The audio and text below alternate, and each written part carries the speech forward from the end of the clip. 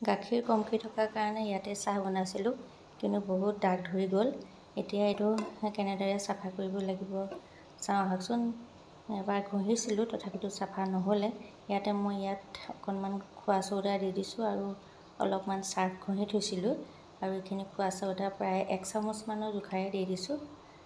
এতিয়া মই এইখিনি অলপ সময় সানি থৈ দিম। এইখিনি অলপ সময় চাৰিওফালে সানি থৈ দিলে 5 মিনিটমান সানি থৈ দিলেই হ'ব।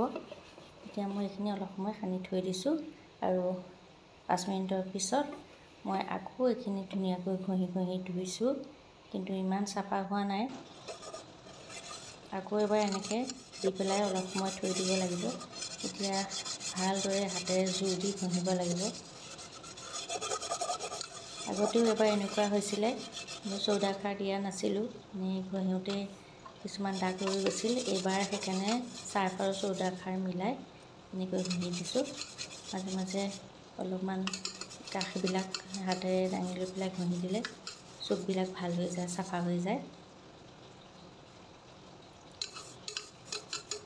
গাখীৰ কমকৈ থাকিলে কেতিয়াবা এনেকৈ বনোৱা হয়, কিন্তু বহুত দাগ ধৰি যায়, দেখিবও বেয়া লাগে।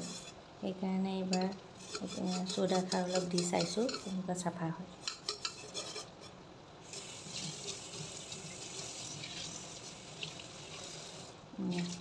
ধুনীয়া চাফা হৈছে, আৰু দুবাৰমান ঘঁহিলে খুব ধুনীয়া হ'ব। তথাপিতো অথনিতকৈ বহুত ধুনীয়া হ'ল দেখিবলৈ।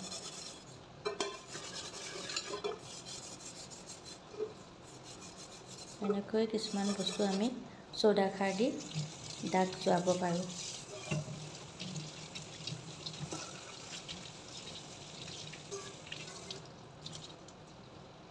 ধুনীয়া হ'ল দেখিবলৈ। আশা কৰিছোঁ মোৰ ভিডিঅ'টো চাই আপোনালোকে ভাল পালে।